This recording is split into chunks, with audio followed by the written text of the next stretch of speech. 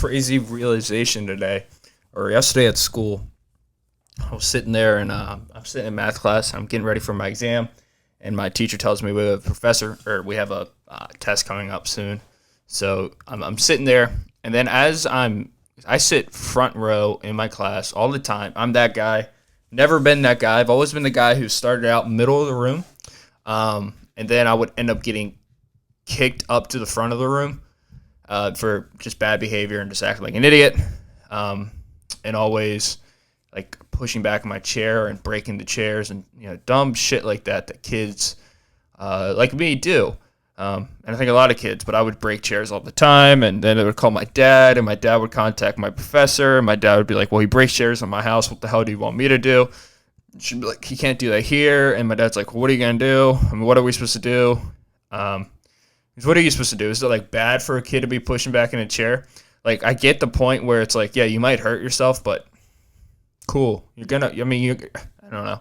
It's not irresponsible. It's not like a dumb behavior. I don't know. Who knows? But guys, welcome. I know it's been a while. It's been a hot second since I hopped on this podcast, and Jesus Christ, man, you ever get that feeling when you're just so deep into something, you don't realize how stressed out you are? That's how I've been. I've been stressed out of my mind. It's weird. Like, I've been telling everybody, I'm at school, like I'm back in school, I'm back in college, and I'm going to a university. So I'm not at a community college, and the only reason why that I'm making that difference is just for the simple fact that I find the AACC, or a community college that I go to, which is one of the better community colleges, if not the best community college in Maryland, if not one of the best in the country, honestly. It's just a different vibe. I feel like the professors, They do more for the students because they have less students, and then where at like university, it's more or less just here you go, like figure it out yourself, which I get, like, and I like that version more. It's more rewarding that way. But I had a math exam, and I don't have a good history in math. Like, I'm good at math, but my calculus is a class that I've never been in. I've never got into calculus. I think I was like an AP pre-calc or something like that in high school. I was in some stupid AP class, which is advanced placement. I can tell you right now, I'm not advanced. I was just good at like remembering shit and like putting it on a piece of paper. But I'm definitely not advanced when it comes to school. I just do it, I hate that bullshit. Like, you're not advanced. Like, you have a hierarchy. Like, we all have a hierarchy of like things that we care about and things that we like and things that we do and things that we find important. And depending on what your goal is, that's like how your hierarchy is going to be structured. So I hate when people are like, I'm really good at math, I'm really good at English, in the sense that it, like, especially in school, where it like puts down everybody else. Like, there's a competition in a sense where there shouldn't be a competition. If your ultimate goal is to be a stripper, if that's like what you really want to do, you want to be the best stripper this world has ever seen, or if you want to be the best country singer this world has ever seen, or if you want to be the best painter, of course you're going to suck at math, because your hierarchy, your steps to get to that goal, what you got to do does not include pre-calc and calculus and algebra and trigonometry.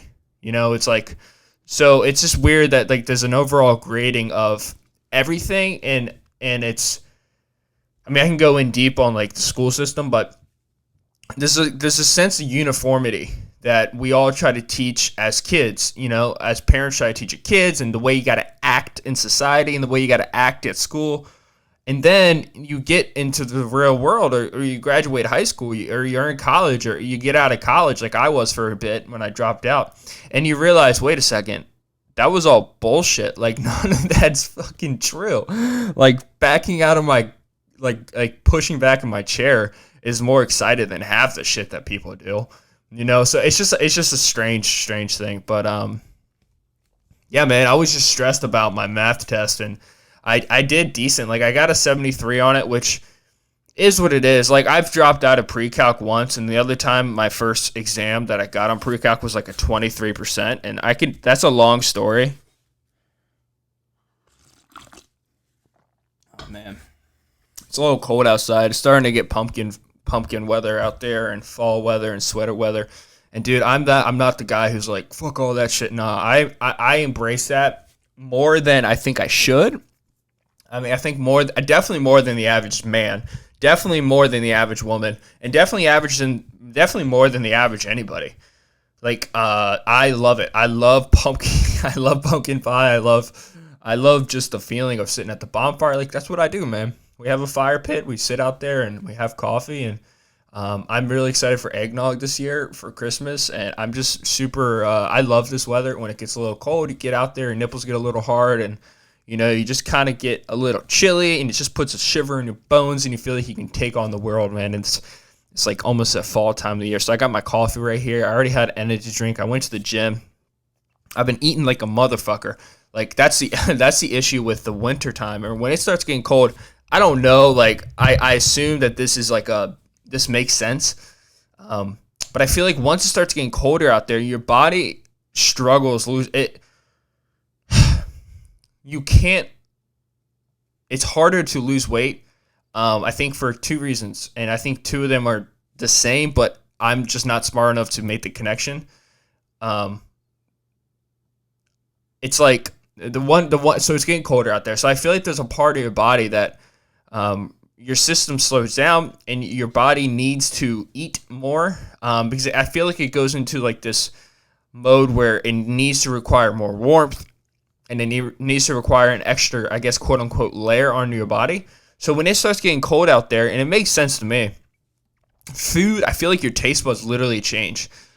There's a reason why people love ice cream during the summer. There's a reason why people eat certain foods during the winter. Like they call them comfort foods. It's like that. I think that there's actually something to that. Like, in the sense that you eat more and you require more layering. I mean, we wear artificial products for that. We substitute our body mass because there's a social viewing on weight, and you shouldn't be a certain weight socially. Wow, that's going to get me in trouble. But I will continue. But we substitute, I guess, that natural flubber that we would all put on with sweaters and with sweatshirts and with pants and things that will insulate us more and keep us more warm. And I feel like once the winter time starts coming, it does become a little bit harder to stay warm. Or to stay in really good shape. So I've just been eating like out of my freaking mind lately, and I'm not mad about it. Like, I don't care. I got up to like 205 pounds. I think the lowest I got to was like 188. So 17 pounds, which isn't crazy. I'm going to go back on a little 2-week, 3-week, 4-week diet. Not diet, but just to maintain and get back up to like 195. Lost my abs, lost everything. But I feel strong. Like, I've been powerlifting in the gym, and I feel really strong. But, fuck all that, right? Who cares about that shit? But, so that math test, man, it was hard. Like, it wasn't easy. And I studied. Like, this whole idea of studying to me is a completely new theory. Like, it's all new, and it sounds so absurd to people, especially since I'm 23, and I've been going to college now since I was 17. Like, what the fuck is wrong with me? It sounds like 6 years, but it's been more or less 5 years. More or less 4, because I dropped out for a year. But, yeah, it was just hard. But I didn't study enough to get an A. I also think my max potential in math class is probably a 92%, 95%. I don't think I could physically get higher than that. Even if I did put math at the top of my hierarchy and everything I did was to be the best math student in the world, two things would happen. I would be very unhappy, which would make me not want to do that. I would be very pissy with people, and I would find no value in that, so I wouldn't do that. So I couldn't get a 98, 99, 97, so fuck that. And then second off, I just don't think my brain thinks in that fashion. I don't think, I think outside the box, but numbers to me are just a language that I wasn't introduced to enough as a child. Like, it is, math is a completely different language. Like, I was studying, and I was at work, and I was like doing a bunch of equations on like the front desk, and one of the guys who I talk to all the time comes up to me, and he sees what I'm doing, he sees what I'm studying, and he's a really good friend of mine. He actually gave me this book down here, which I don't think you can see. No More Mr. Nice Guys. Great book. I would highly recommend it. I think it's by Daniel Glover. I think. And he's like, dude, that's like some alien shit. Because it does. Like, when you start getting into like derivatives and like calculus and shit like that, it doesn't look like, it looks like something from like an alien world, and it's math, and it's like a whole different language, and it makes sense, and it only makes sense, like the machine only works if you get the right answer. There's no leeway. There's no way you can get around the right answer. Because it works. And it's such a mind-boggling thing to think about every once in a while. I do, and I find myself in that trap. Because like if you write a paper in English, or if you're like painting, or if you want to be like, I don't know, like an architecture design, or whatever type of major you want, that has like some leeway for ambiguity.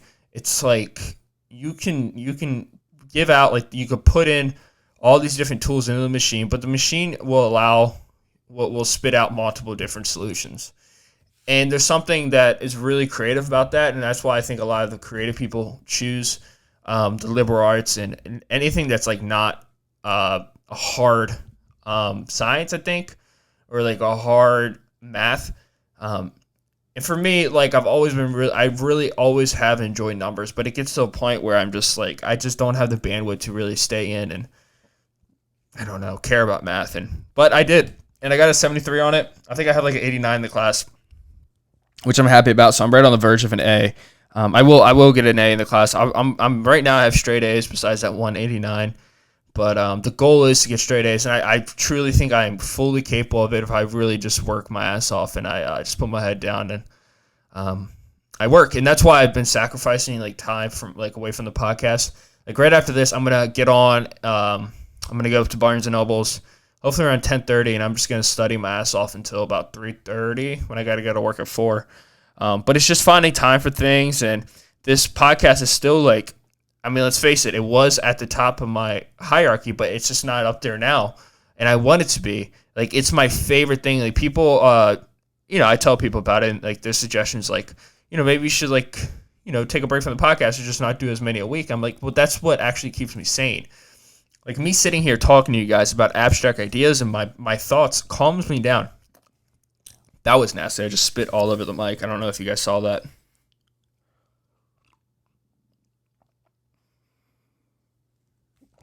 I got almond milk in here, aka hippie milk. But that's like, if it wasn't for this podcast right now, I would be very, I don't know. Okay, I would be doing something. I don't know what it would be. But it doesn't matter because this right here, I'm very, very happy every day when I get to go do a podcast. Especially when, the feedback is, I don't know. I don't want to go into that, but the feedback I get for this podcast is unlike anything else I've ever done in my entire life. And it's so fucking beautiful. And it makes me think, why doesn't everyone do a podcast? And, the most common response I get is, like, a lot of people say, how do you just, like, I love the format that you have, how you just talk. And it's so mind-boggling to me because it's so simple in the sense that you talk, right? You talk every day. And you have thoughts that go on in your brain every single day, right? You have thoughts that go on in your brain every single day, and they're just like shooting around like little electrons just bouncing off in your brain all day long, and they can drive you crazy if you don't recognize them. If you don't try to break them down and you don't try to form them and formulate them into at least an answer or at least recognize them, like.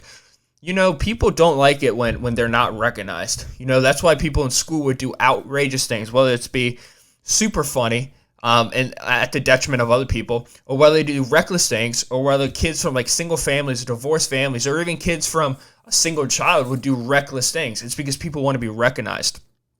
There's something about that. There's a book called Tribe that I really want to read where it gets into that. And that's how I look at this podcast. Those thoughts up there are the same thing as a single kid, with no brothers or sisters, that the parents just don't, or that's a bad example. For a kid who's like there's 3 kids in the family, and the middle one just feels like they don't get all the attention because the older one is in middle school and, they're struggling at school, and the other one's in elementary school, the middle child, and it's kind of easy, and then there's a baby. So the middle child's like doing just impulsive things and not controlling their impulses and doing things that are reckless and dangerous and a detriment to the health and the well-being and the emotional state, physically and mentally. I look at my thoughts like that, and I look at my impulses like that, and I know that this podcast has 100% allowed me to just talk and allowed me to let those thoughts come to the surface. And, sometimes they come out in a way that's like, what the hell did you just say? Or sometimes they lead me down a path of betterment. They lead me down a path where I can understand better. Also, it gives me confidence as an individual because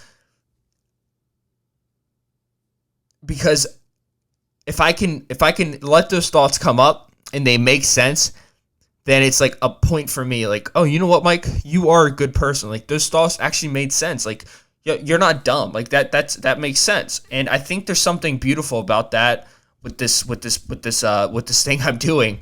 I just get on here and I just rip for like an hour. I just talk. And the format is so unique because it's not unique. It's just talking, dude.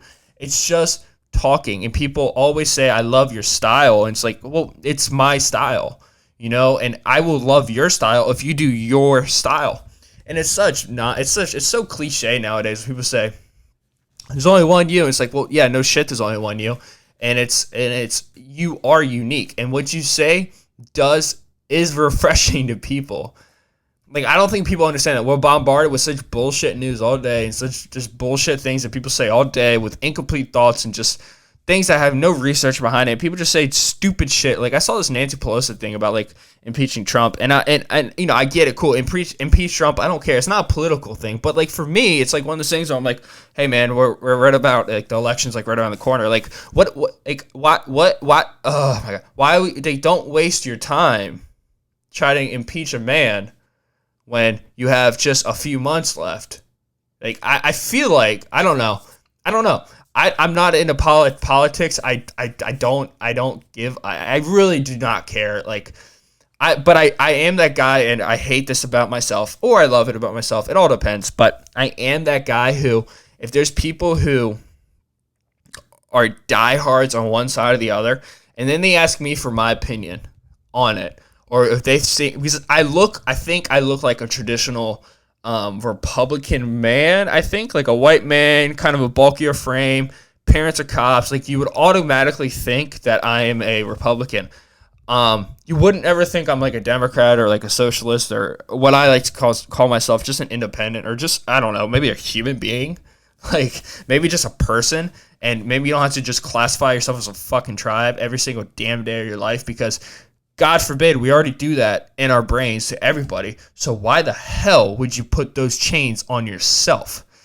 That's what's so crazy about me. Why do people put chains on their ankles and just say, this is what I am? Like, what? Don't do that, you idiot. Like, don't do that. Because then when you're not that, which God forbid that happens, but guess what? It will happen. When you're something different, you are no longer lying to other people, which is detrimental, but you are lying to yourself now. Or you can just be like, maybe I'm not red or blue. Maybe I'm just a person who can have thoughts that disagree with other people, but can agree with other people. But at the end of the day, if they don't do harm to other people, just have your thoughts. But I am that guy. Like I said, I don't know if I like this about myself, but I am that guy. Without a doubt, I am that dude. If someone comes up to me and they try to put, if they want me to be the wood to their fire or the fuel to their fire, I will not do that. I will do the opposite, because since I do not pick a side, and I've never picked a side, I will pick the opposite side just to see how they react. And I know that's like fucked up and like that's manipulative, and I probably shouldn't do that, but I do it, and I shouldn't do it, but it happens, and I feel bad about it. But what are you gonna do? What are you gonna do? But yeah, man, I don't know where I went on like a tangent there. I think my whole point of that little rant was just to have a sense of like well-being, like start thinking for yourself, bro. Like, I don't know. I saw the Nancy Pelosi thing, and I don't know shit about her. I think she's like the Speaker of the House or the Secretary of the State, some shit like that, which is fucking weird. Like, hey, bro, the state is Maryland, right? So why is it that like Secretary of State means the whole United States? Like, the fuck? Maybe Secretary of the States. That would make sense if it was multiple S's. But then it would be like, are you talking about the states, or is there multiple Secretary of States with the S at the end? I don't know, man. These are thoughts. These are questions that need to be answered, but won't be answered because we're worried about impeaching Trump when we have 5 months or 6 months, or actually we could have a year. I don't know. People keep on saying Trump 2020 or like, I don't know, like dump the Trump or dump the dump truck on the Trump, some shit like that. We're fucking crazy, dude.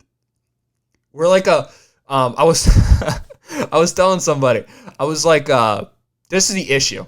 The United States should not have to look at me. Oh, this is the issue, guys. You guys should listen to me. No, don't fucking listen to me. Don't start listening to me. Bad idea. Do not do that. But like we're like, so the United States is like a big, it's a big landmass, right? Well, relative, but like Russia would like shit on us, and like Africa would be like, hey, fuck you guys are tiny. But like there is just pockets. There's like little pockets, organized pockets throughout the country, like these little anthills. These anthills are really, really good. You know, they all like each other. All the ants hang out with the other ants. They all play with their antennas. They all dig up holes, and they're all just happy ants, right? They all just get along together, and you know, they take care of the mama ant. The mama ant, you know, feeds the daddy ant. And he's not like, that's a social construct, because guess what? In 2 weeks, the dad will feed the mama ant. And also they realize, wait a second, not all ants do that. Not all ants are socially constructing of the other gender, but you know, some of us do. But you know what? What if my mama ant actually likes to take care of the family and shit like that? And then we're calling that a social construct. But no, actually, that's how they like shit. I was talking to my girlfriend about that. I was like, yo, man, I get it. Like, we shouldn't have to. Like, females definitely shouldn't have to be a certain way for the male. But guess what, bro? And this is going to be mind-blowing, and this might piss a lot of people off. I know for my guy friends, and I know for my experience as being a fucking dude, that guys are not the ones saying, yo, hey, see her?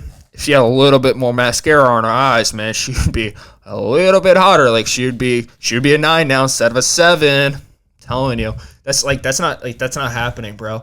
Also, like, so basically what I'm trying to say is, like, as much as like there's like repression going on, and as much as there's inequalities, because there's inequalities in everything. Like, you're absolutely right. Females do not make up a lot of the CEO positions. Females also take over the school industry. So what is going on there? It's like you could pick and choose what is wrong all day long. Like, you could do this. Like, you can absolutely do this. But guess what, dude? Dudes are also committing suicide, I think, a lot more. I'm pretty sure. They're also killing people a lot more. They're also in more prisons than most women. They're also in mental hospitals a lot more than women. So it's like, if we're going to talk about inequality, we got to talk about inequality across the board. Also, we can't just take little categories and put them in boxes. Like, it's fucking nonsense, dude. Shit. Where was I going, dude? I'm on one today. I don't know. The podcast, when I don't do it every other day, I feel like I have a lot more things to talk about. Also, I do this where I just say open-ended things and I don't really give a solution to them. Like, I'm that asshole. You know, there's people where they're like, well, you gotta stand for something. You fall for everything. I'm like, well, cool. I like to fall for everything because I love to learn everything. So I guess I'm just a fucking prick. But I could be a prick. I don't know. Damn it. I feel like I had a point going on there. What was I talking about? Huh. I don't know. Was I talking about gender? Oh, I can't tell you this. So for the longest time, I didn't believe that there was, like, you know how people say there's a gender construct or genders are a social construct? Like, for the longest time, I was like, fuck that shit. That's bullshit. Fuck you. What are you talking about? There's only male and a female. And I was like, whoa, wait a second here. I think it was this book, Behave, by Robert Sapolsky. He's a great author. He's one of the best authors you would ever see. I ain't Putin, I will fucking kill you. Oh, shit. Maybe I'm sleep deprived. I think that's it. I think I'm sleep deprived. But, he put it perfectly. He said, okay, there's two sexes. There's a male. There's a male. There's a female. But genders are fluid. They're fluid all the time because genders are the Webster Dictionary, part 2, where it describes what a female is and what a male is from a non-biological standpoint. From a biological standpoint, if we're talking a chromosome here, there's an XY and there's a double X. And that is the difference between male and female versus woman and man. Woman and man can go like this all day. Woo, woo, woo, woo. You could be, if you want to be a male, if you're a male, you want to be a female, you can do that. You can say, I'm a girl. But also, here's one thing that Dr. Jordan Peterson said: you can't make me have to call you that, because if that's the case, then we all see where that goes. It's called Hitler, and it's called like these Nazi Germanys and like Fidel Castro and like Cuba. Because guess what happens when you slowly start making people have to do things that remove their freedoms of speech? Like if I was forced to call you something else, if I was forced by someone else, if I don't call you that, my freedom's taken away. There's two things that are happening there. I am going to get resentful, and then you're going to have a world full of resentful people. Also, you're going to have somebody who has a head blown up because they're starting to get this power of like, oh yeah, look at that, you're calling me this right now, and then guess what, next week you're going to be calling me this. And then the third thing, what happens, the government is just blowing up with power. They're slowly removing these things. They're slowly taking away these things that they should not have. They should not. Racial slurs are not illegal. Like I could say whatever I want, and that's absolutely fucked up from an ethical standpoint. But thank God I can't go to jail for that. Now there's different cases like defamation and whatnot, but I'm not gonna get into that. But yeah, dude, math is hard. I finished this book called Human Instinct, which is a great book. I would recommend it. I gave it an 8 out of 10. It basically dives into like free will and consciousness. It's a really interesting book. It talks. You can see the gentleman's name is Kenneth R. Miller. He is a professor of biology at Brown University and the critically acclaimed best-selling author of Only a Theory in Finding Darwin's God. Among his honors are the Stephen Jay Gould Prize from the Society of the Study of Evolution. Here's just a little sneak peek of what the book is about, just on the back of it. Forbes says it's, quote, highly recommended, end quote.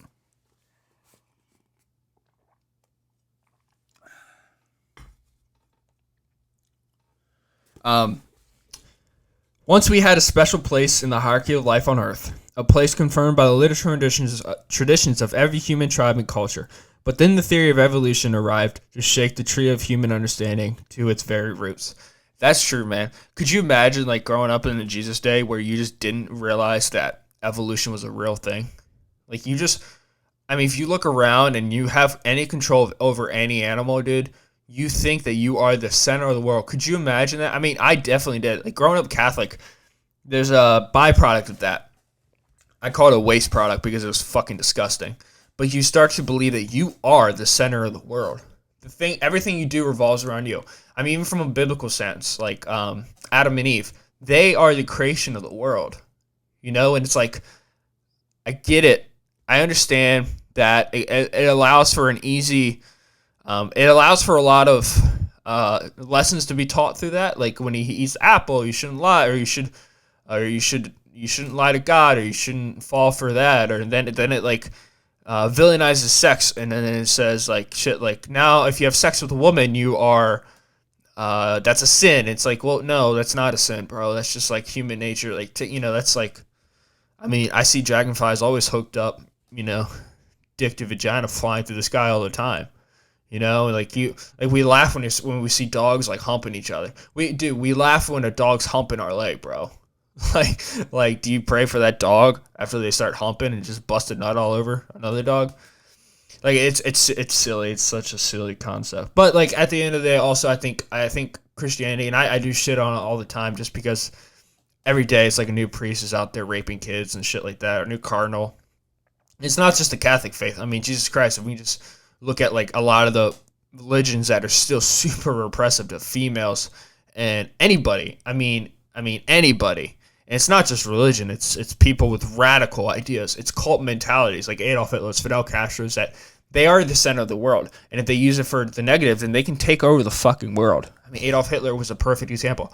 That was one thing. I hate how we do not talk about the evils of the world. I hate that. I've been watching this James Holmes interview, and James Holmes is the gentleman who shot up Colorado movie theater, I think in 2012, during the Batman release. By the way, the new Joker movie is coming out, and that is probably going to be my favorite movie in like the last decade. I don't know what's going to happen, but I do know I will not be attending a movie theater, and I hope there's security up everywhere because I have this gut feeling that there will be a tragic accident, not a tragic accident, a tragic incident that happens during that releasing of the movie. And the reason why I say this is because the Joker is the epitome of somebody who is an outcast of the world, somebody who goes into a psychosis, somebody who manipulates, sometimes physically, but mostly mentally. And I think a lot of people in this world that we live in, a lot of people who you don't hear of, a lot of angry kids, a lot of angry adults who feel like the world is just out to get them. And everywhere they turn, there's just a new barricade. And every person they talk to, they laugh at them.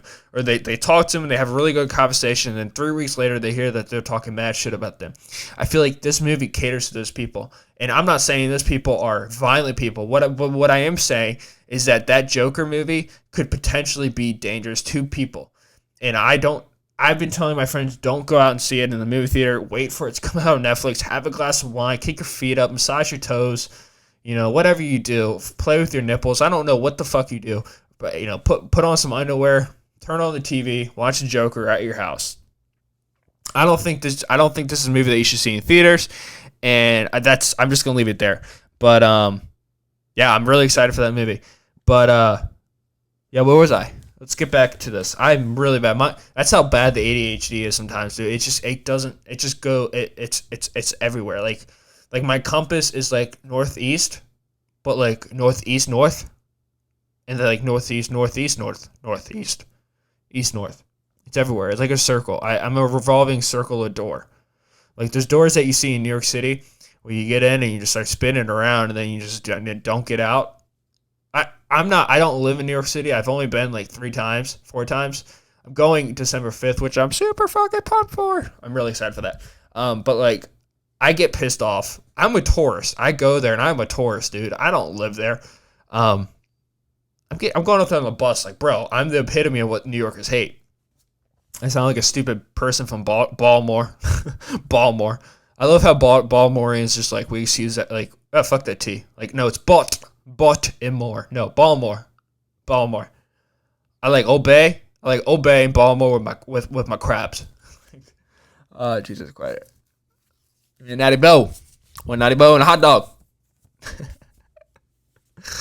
Yeah, it's getting cold out there. It feels good. Yeah, like I don't like watching the people on the revolving door just knock it off. But that's how I feel like sometimes. I feel like I'm just stuck in that revolving door, and my brain is me, or that person, that idiot in the revolving door, who is they just can't get out. They're just stuck. And that's why I work out a lot. And that's why I read a lot, because I can distract my brain, or even if I don't like what I'm reading, which I do. I look over here. The fact that I've read all these books is fucking insane to me, bro.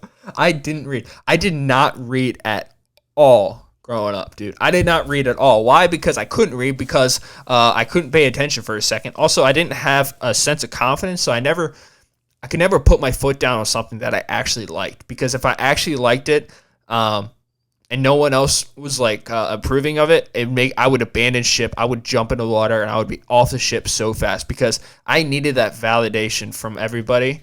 Hence a lot of impulsive things I did. But now it's like these books, I don't care. I'm starting to realize I'm not somebody who, I don't do things for validation. I used to, and I got that out of my system. But I do things for myself now. Everything I do is strictly for myself. And I talk about this in my last podcast, but I think that is the most beautiful thing you can ever do. Do everything for yourself. Everything for yourself. And it sounds selfish, but it's not, I promise you.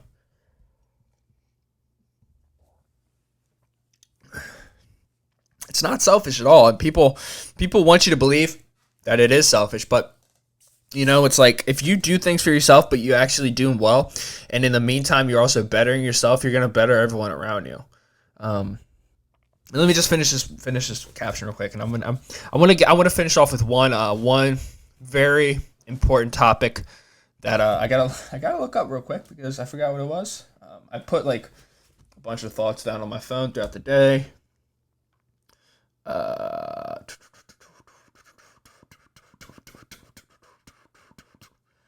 Talk about always peeing the bed.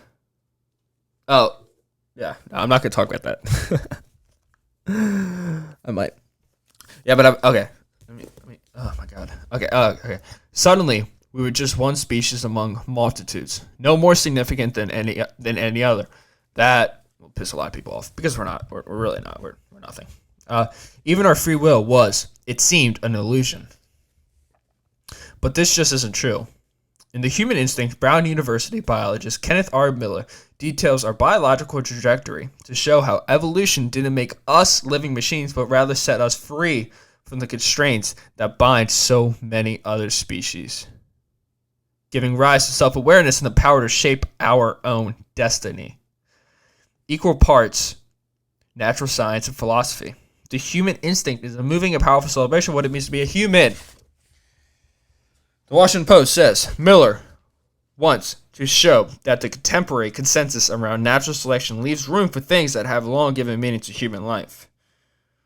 Booklist says, readers seeking a modification of doctrinary Darwinism will find a thoughtful, scientifically sound, evolution-based exponent in Miller. Great book. Anyways, loved it.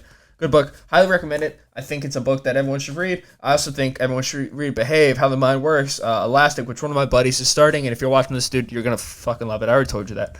Sapiens. I think you should read all the Yuval Noah Harari. I think he's going to be a life-changing author of our generation. He's the author that I think we all need to read. I think all of us need to just figure out a way to become a little bit more self-aware about ourselves. Because I think a lot of us do not take responsibility for what we do. Do not take responsibility for things that we say. Do not take responsibility for the actions that we have done.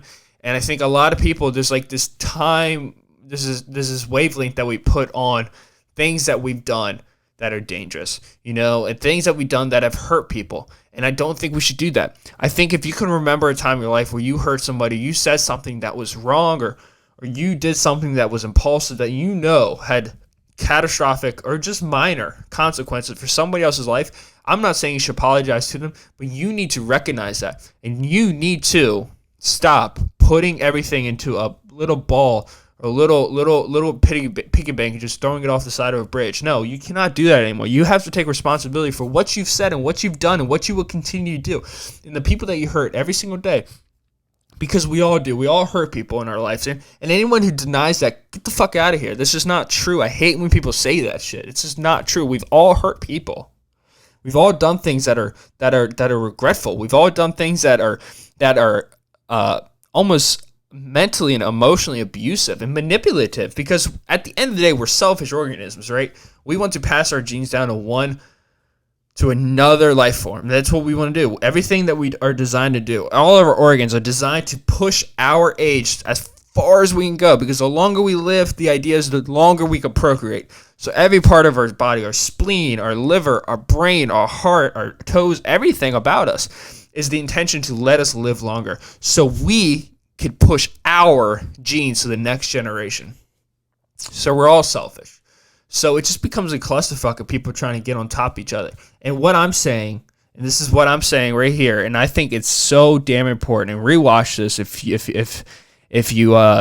you're like grabbing a cup of coffee or you're inside and you got your headphones on like I do at Wawa all the time, and the person starts talking to me at the cash register, and as I'm leaving, I'm like, I didn't hear anything on my podcast. I got to go back and listen to it.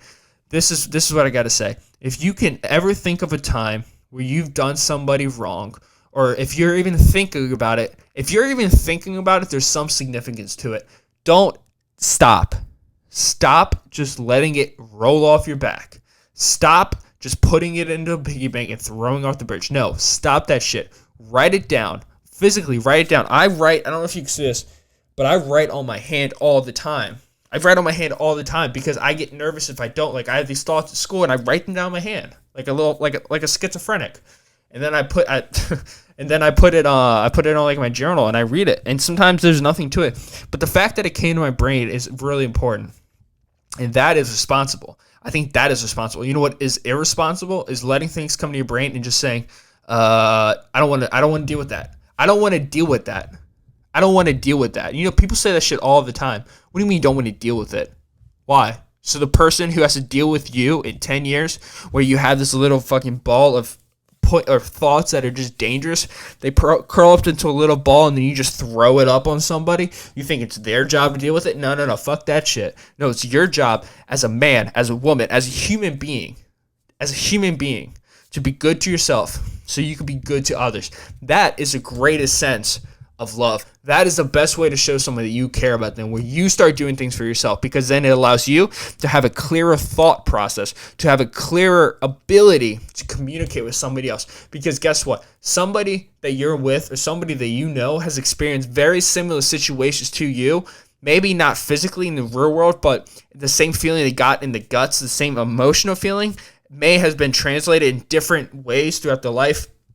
Like a sense of depression or here we go, that's too broad of a term, but a sense of loss could physically because of somebody else, their mom passed away. For me, it could be for somebody that I loved dearly who had to go for some reason. There's a sense of loss. There might be some ambiguity to that. There's different feelings of that specific type of loss, but there is something about that.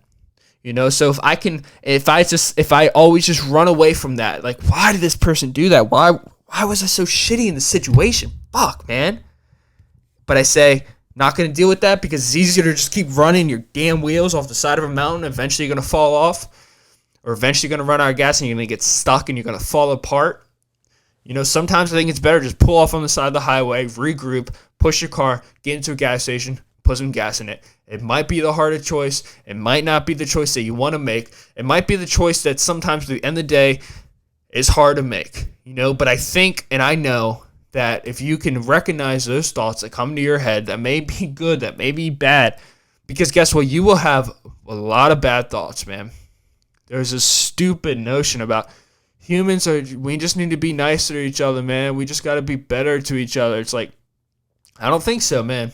I don't think so. I think we are not designed to be nice people. I think we have developed a world that we live in that allows for no pain and suffering generally, like throughout the world. Like if you could just take an overall picture, there's a lot of pain and suffering, and you can see it, dude. When you see people going through pain and suffering, man, they're not, I mean, there I go saying it, they're not the same person, but they are that person. They're that person experiencing this life, this floating rock we are on that's just flying around the sun, spinning on its own axis, just dodging.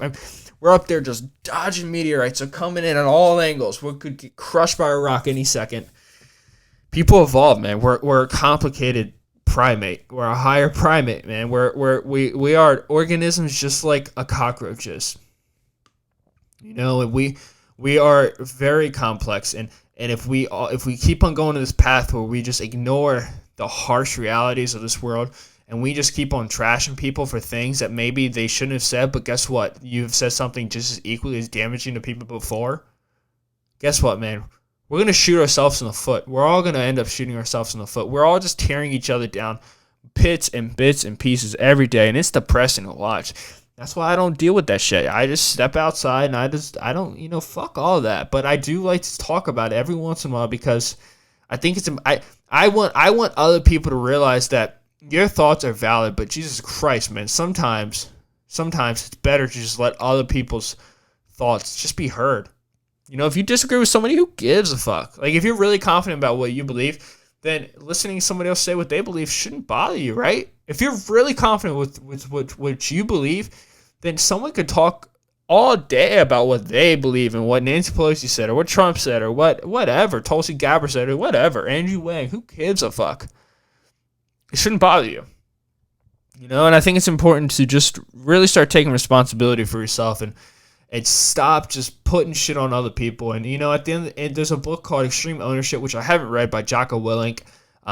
Who's a retired Navy SEAL guy. He has a podcast called the Jocko Podcast. He has a really good book called Dichotomy of Leadership, which is a book that I am going to read, and I'm really excited to read that one. I did get a few other books. I got Malcolm Gladwell, Talking to Strangers, which I'm going to read after this book, Something Deeply Hidden, which is quantum worlds, quantum mechanics about space, which I never read a book about that, but I heard it's really good. And then I'm going to read this book called The Deep History of Ourselves, the 4 billion year story of how we got our conscious brain. I'm just going to take a second away from I guess like the conscious and self-thought part of the brain. Of books that I've just been crushing these books lately, so I'm going to try to just read about quantum mechanics. This is 65 chapters. And then I got a book called Catch on the Rye, which is a book that I'm going to read. I'm probably going to read that after my quantum mechanics book. My girlfriend said I should read a fiction book, and she's usually always right. And I think I do need to read something that's just more relaxing read. But I heard Catch on the Rye is it's a different type of relaxing. I did a little research on the author. He seems like a really very, very interesting gentleman. But yeah, man, I think it's time for people to start taking responsibility for their actions. And I think the days where you could just place blame on other people are slowly coming to an end. And I think the days where you could just do something that's fucked up and wrong and hide from it are coming to an end, man. They're coming to an end. You can't do it anymore. You cannot do it anymore. Physically, you can't do it anymore.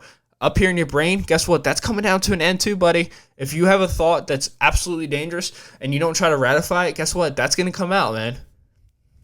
People are connecting the brains to each other. My girlfriend, she sent me a screenshot of her phone literally presetting an alarm saying, do you want us to set your alarm at 8:30? Because they know her schedule. Dude, Apple knows everything about us. Siri, you can turn on airplane mode and turn your Wi-Fi off, and Siri still hears you, bro. Alexa still knows what's going on, man. The robots know what we're doing. My phone automatically knows my schedule. It tells me the closest place to get to where I need to go before I even back out on my driveway. I'm like, I haven't set you yet.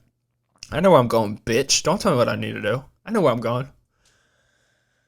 I think there's something about refusing the burden of life. And I also think there's something dangerous about not recognizing that the end of our life is going to be death. I think if you could recognize that, and it's a dark thought, but I really do believe that recognizing that the end of our chapter is ultimately death. I think that to me, that's freedom. And I haven't been able to articulate my words in the perfect way. And every time I say this to people, I sound crazy. So I'm going to sound crazy now to 100 people now. I really, truly believe that if you can really just become okay with that, it allows everything else just not seem as intense. Like all the negative things just not seem as intense. Just try to figure shit out. But it's really, you gotta be really careful because it's faulty in the sense that it could border between freedom. Because for me, that's freedom. For me to understand that I will ultimately die, I have so much freedom in the world. I could do whatever I want because I could chase any goals I want because I will eventually pass away. And I get scared that one day we may be able to live forever. And that's that. I think if mental health is bad now, you just wait until they master that shit. Well, we can live forever, man. Also, you got to understand, if we could live forever, and this is like, I'm talking the forever where you can still die by accidents, but you can't die by natural causes. So they completely cure cancer. They completely cure aging, like David St. Clair is doing at the University of Harvard. He's a leading geneticist on aging. Living longer. If you could do that, if you could cure the natural disasters, you're only left with accidents. So like falling off a building or getting shot or, getting hit by a car or, hitting your head in the bathtub and dying. I think that could lead to a depressing world because every time someone dies, it's because of an unnatural cause. And that shit, those are the worst kind of deaths, man. The ones that are unnatural. Because you're like, what if? When your body kills you, your body's killing you. But when something else kills you, it's not your body killing you. That's scary. Yeah, man, on that note, I think I'm going to go ahead and wrap up the podcast. I got a lot of shit I got to do today, but I'm going to try to upload another one on Saturday. I should be, this weekend I have nothing going on. Taylor won't be up here. I won't be up there because I got to work on Friday evening, and it's just too far of a way to just go up there for literally not even 24 hours, and it's just a total 5 hours up, 5 hours back. So I will be staying back this weekend, and I will be hopefully knocking out 3 podcasts this weekend. I'm going to see what I can do. Probably get a friend or here, or maybe just do solos, but I'm going to try to get my mom back on the podcast.